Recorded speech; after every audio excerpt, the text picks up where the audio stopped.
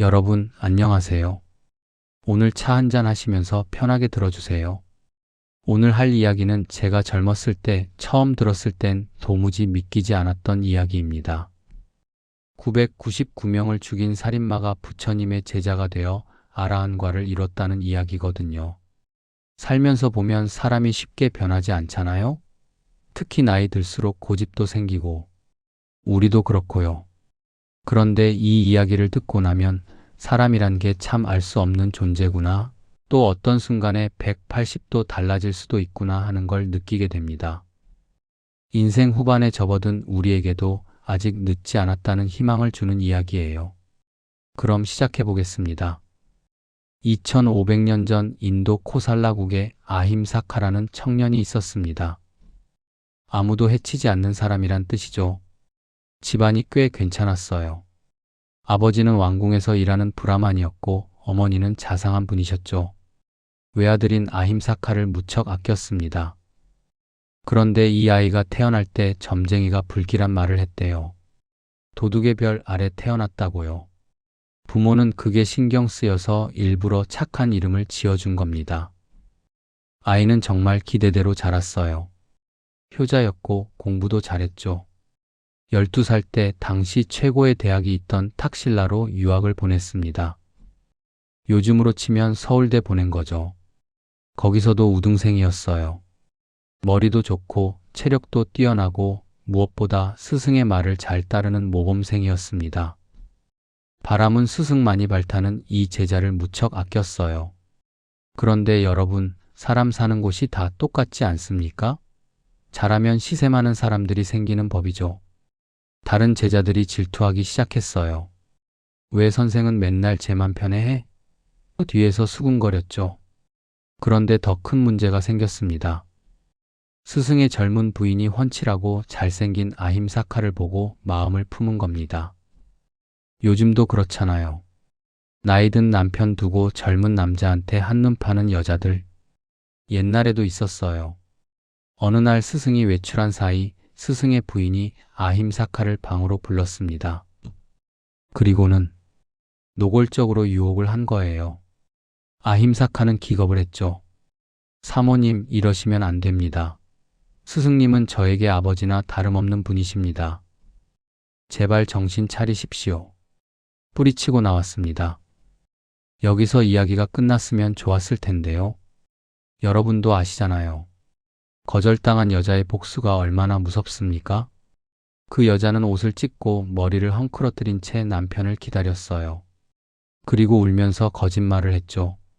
여보, 아힘사카가 날 껍탈하려고 했어요.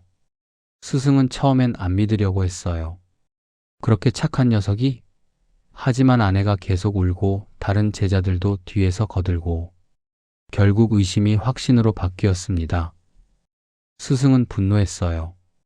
배신감도 들었죠. 내가 그렇게 아끼고 가르쳤는데 직접 복수하고 싶었지만 젊고 힘센 아힘사카를 당해낼 수 없었어요. 그래서 교묘한 계략을 꾸몄습니다. 며칠 후 스승이 아힘사카를 불렀어요. 아힘사카야, 내게 가르칠 건 다 가르쳤다. 이제 마지막 수행법만 전하면 너는 완벽한 수행자가 될 것이다. 스승님, 무엇입니까?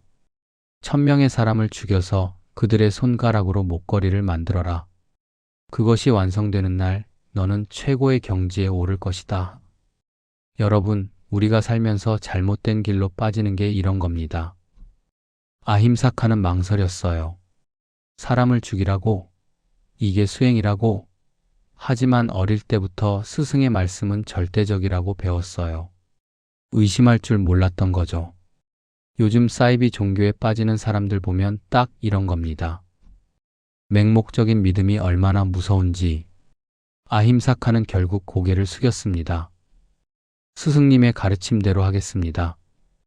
그날부터 그는 괴물이 되었습니다. 아힘사카는 숲속에 숨어서 지나가는 사람들을 습격하기 시작했어요. 처음엔 손이 떨렸겠죠. 하지만 이것이 수행이다, 스승님 말씀이다 하면서 자기 자신을 세뇌시켰습니다. 1명, 2명, 10명, 100명. 죽인 사람들의 손가락을 잘라 목에 걸었어요. 사람들은 그를 앙굴리말라, 손가락 목걸이를 한자라고 불렀죠. 온 나라가 공포에 떨었습니다. 파세나디 왕이 군대를 보냈지만 잡지 못했어요. 999명을 죽였습니다. 이제 딱 한 명만 더 죽이면 1000개의 손가락이 모이는 겁니다. 그러면 스승님이 말씀하신 완전한 수행이 완성되는 거죠. 그날 앙굴리말라는 하루 종일 기다렸는데 아무도 오지 않았어요. 이미 소문이 퍼져서 다들 그 길을 피했으니까요. 해가 질 무렵 멀리서 누군가 걸어오는 게 보였습니다. 그의 어머니였어요. 여러분, 어머니라는 게 참 그렇잖아요. 자식이 아무리 잘못해도, 아무리 세상 사람들이 욕해도 어머니만은 포기하지 못합니다. 어머니는 아들이 살인마가 됐다는 소문을 들었어요. 가슴이 찢어지는 것 같았죠. 다른 사람들은 다 무서워서 피했지만 어머니는 아들을 구하러 간 겁니다. 내가 낳은 아들인데 내가 가야지. 내가 말하면 정신을 차릴지도 몰라. 앙굴리말라는 어머니를 봤어요. 순간 가슴 한구석이 무너졌죠. 하지만 그의 마음에는 이미 광기만 남아 있었습니다. 999개. 딱 하나만 더. 저기 걸어오는 사람. 마지막 손가락이다. 칼을 들고 어머니에게 다가갔습니다. 바로 그때였어요. 뒤에서 또 한 사람이 걸어오고 있었습니다. 주황색 가사를 입은 수행자. 부처님이셨어요. 부처님은 이 소식을 듣고 일부러 찾아가신 겁니다. 저 청년이 오늘 어머니까지 죽이면 그 업보는 너무 무거워서 영겁의 세월 동안 벗어날 수 없게 된다. 마을 사람들이 말렸어요. 수행자님 가시면 안 됩니다. 앙굴리말라는 999명을 죽인 괴물입니다. 부처님은 조용히 말씀하셨죠. 가야 합니다. 그리고는 태연하게 걸어가셨습니다. 앙굴리말라는 어머니를 치려다가 뒤에서 오는 부처님을 봤어요. 순간 계산을 했죠. 저 수행자를 먼저 죽이고 어머니는 그 다음에 칼을 들고 부처님을 향해 전력으로 달렸습니다. 앙굴리말라는 정말 빨랐어요. 달리는 말도 따라잡을 수 있었으니까요. 그런데 이상한 일이 벌어졌습니다. 부처님은 천천히, 아주 천천히 걷고 계시는데 아무리 전력으로 뛰어도 따라잡을 수가 없는 겁니다. 수행자, 멈춰, 멈춰라. 부처님이 멈춰 서서 뒤돌아보셨어요. 그리고 조용히 말씀하셨습니다. 앙굴리말라여, 나는 이미 멈춰 있다. 멈춰야 할 사람은 바로 너이니라. 앙굴리말라가 칼을 휘두르며 소리쳤어요. 무슨 헛소리야. 당신은 걷고 있잖아. 나는 지금 멈춰 서 있고. 부처님은 자비로운 눈으로 그를 바라보셨습니다. 앙굴리말라여, 나는 모든 생명을 해치지 않겠다고 멈췄다. 하지만 너는 지금도 죽이려는 마음으로 달리고 있구나. 너는 언제 멈출 것이냐? 그 한마디가 앙굴리말라의 가슴을 꿰뚫었습니다. 여러분, 우리도 그렇잖아요. 살면서 계속 뭔가를 쫓아 달려왔어요. 돈, 명예, 자식, 성공. 이제 나이 들어서 뒤돌아보니 정작 내 자신은 언제 멈춰 섰는지 모를 때가 있습니다. 앙굴리말라는 그 순간 깨달았어요. 칼을 든 손이 떨리기 시작했죠. 1000명을 죽일 때도 떨리지 않던 손이. 나는 지금 무엇을 하고 있는 거지? 나는 아무도 해치지 않는 사람, 아힘사카였는데. 999개의 손가락 목걸이가 목에 무겁게 흔들렸습니다. 앙굴리말라는 그 자리에 무릎을 꿇었어요. 나는 왜 이렇게 됐을까요? 나는 스승의 말씀을 따랐을 뿐인데 이제 어떻게 해야 합니까? 부처님이 다가가셨습니다.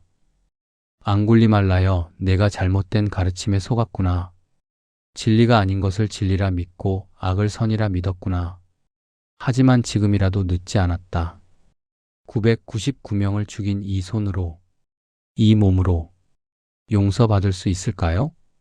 부처님은 고개를 끄덕이셨어요. 칼을 버리고 나를 따라오너라. 앙굴리말라는 목에 걸었던 손가락 목걸이를 풀어 땅에 던졌습니다.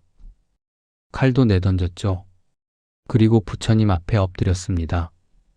제자로 받아주십시오. 부처님은 미소 지으시며 말씀하셨어요. 잘 왔구나, 비구여. 그 순간 기적이 일어났습니다. 앙굴리말라의 머리카락이 저절로 떨어지고 가사가 몸에 걸쳐졌다고 해요. 앙굴리말라는 부처님의 제자가 되어 수행을 시작했습니다. 하지만 과거는 쉽게 지워지지 않았어요. 탁발을 나가면 마을 사람들이 알아봤죠. 저놈이다. 내 남편을 죽인 놈이. 내 아들을 죽인 살인마가 왜 멀쩡히 살아있어. 돌이 날아왔습니다. 머리에 맞았어요. 피가 흘렀죠. 또 다른 돌이 어깨를 강타했습니다. 예전 같았으면 단칼에 그들을 베었겠죠. 100명이 덤벼도 감당할 수 없었던 사람이었으니까요. 하지만 앙굴리말라는 피하지도 막지도 않았습니다. 그저 서서 돌을 맞았어요. 미안합니다. 제가 지은 죄입니다. 피투성이가 되어 돌아왔을 때 부처님이 말씀하셨어요. 앙굴리말라여, 견디어라. 내가 지은 업이 지금 과보로 나타나는 것이니라. 지옥에서 무량겁을 받을 고통을 지금 이 몸으로 받고 있는 것이다. 여러분, 우리도 나이 들면서 느끼잖아요. 젊었을 때 지은 것들이 나중에 다 돌아온다는 걸. 자식한테 한 것, 부모님한테 못한 것, 남한테 상처 준 것들 다 돌고 도는 겁니다. 앙굴리말라도 매일 그렇게 고통받으며 수행했어요. 그러던 어느 날 길을 가다가 출산으로 고통받는 임산부를 봤습니다. 아이가 나오지 않아 죽을 지경이었어요. 앙굴리말라는 마음이 아팠습니다. 내가 999명의 목숨을 빼앗았는데 지금 눈앞에서 두 생명이 죽어가는 걸 보고만 있어야 하나? 부처님께 여쭤봤어요. 스승님, 제가 도울 방법이 없습니까? 부처님이 말씀하셨어요. 가서 이렇게 말하여라. 나는 깨끗한 마음으로 태어난 이후로는 일부러 생명을 해친 적이 없습니다. 이 진실의 힘으로 당신이 안전하게 아이를 낳기를 바랍니다. 앙굴리말라가 가서 그 말을 하자 신기하게도 임산부는 순산했습니다. 999명을 죽인 손이 이제는 생명을 살리는 손이 된 겁니다. 그렇게 수행을 계속하던 어느 날 앙굴리말라는 마침내 깨달음을 얻었습니다. 아라한과를 증득한 거죠. 더 이상 미움도 두려움도 후회도 없었어요. 다만 평화만이 있었습니다. 그리고 얼마 후 다시 마을에 탁발을 나갔을 때 또 사람들이 돌을 던졌어요. 이번에는 정말 심하게 맞았습니다. 앙굴리말라는 그 자리에서 조용히 앉았어요.